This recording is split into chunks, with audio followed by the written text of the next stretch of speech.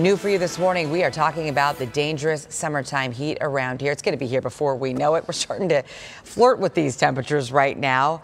It's time to make sure your home is ready to keep you cool and safe as well. Got me sweating just thinking about it. Well, there are a few things you can do right now to reduce the risk of your AC breaking down, because nobody wants that, right? John Genovese joining us live in Scottsdale this morning. So, John, you've got some very simple steps to make sure everybody stays cool and keeps their cool, right?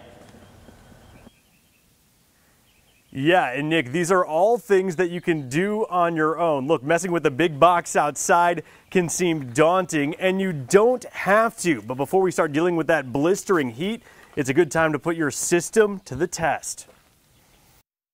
Already this year, temperatures creeping toward those triple digits, prompting many of us to crank the AC.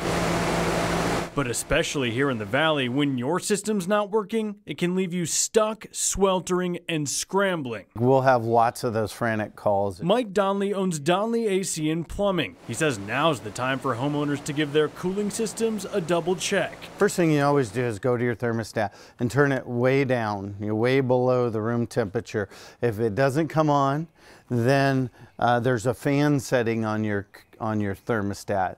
You have an auto and an on. Turn that to on. Your fan should come on and blow. If that's not happening, it could be a power problem. You're going to go to your breaker panel. Most folks know what the breaker, and find the air conditioning one. Hopefully it's labeled, and you want to turn it off and then hard back on. Some systems can take around 5 minutes to reset, so be patient. And if that still doesn't work, there's one more thing to test, typically right next to the condenser. Units have a fuse disconnect at the unit, and these have fuses in them that often go bad, and you can take them to the hardware store. They can test the fuse, and you can buy them. Oftentimes, that's all it takes. But if you're still baking inside, Donnelly says that's when it's time to call the professionals. Our goal is to be the hero and get it cooling again so that you're comfortable in your house.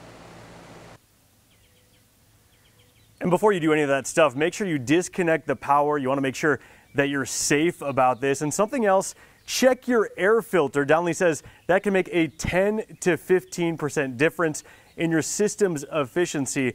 But guys, a little effort can go a long way to keeping you cool and comfortable. And save a little money, too. We like that, right? Yeah. Any way we can do it, because we know those bills just go Yes. up as those temperatures go up. John Genovese, thank you for that. Good advice.